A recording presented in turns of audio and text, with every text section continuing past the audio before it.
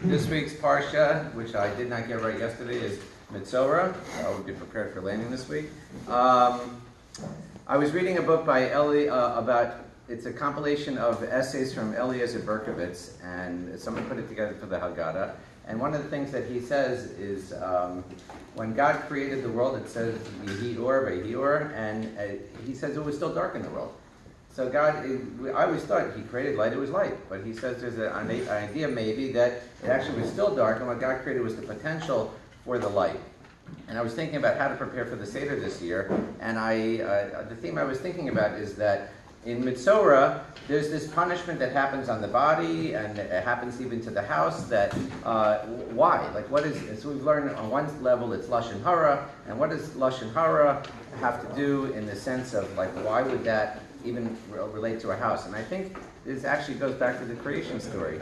And there's one other part in Metzorah is a man or a woman who has a discharge from the body also has the 7-day period of Tumah. And I think what's going on is when God created light, He created the potential for something to come into existence. And when He created us, we're created with the potential to do something that He calls Kodesh, because we're supposed to be like God. And I'm going a lot of circles, but the idea is very simple, that you can have plans for a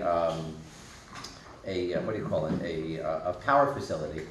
You have the whole engineering done and sitting in a drawer until you take the plans and you actually turn them into something. They're just plans. The same thing with a waterfall, because you want to build like a dynamic plant. You have a waterfall, the water's flowing.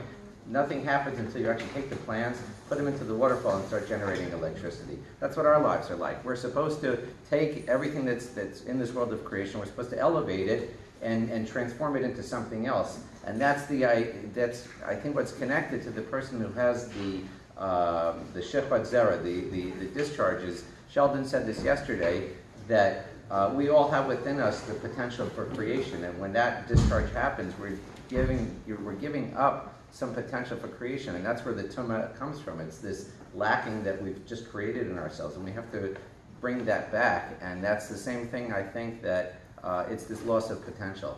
And so I just think that maybe if you're getting ready for your Seder, think about that the Pesach story is the recreation of the original creation, by saying this new people is coming into existence and they have a mission to create something that leads to a better destiny. So, good Pesach, it's coming up.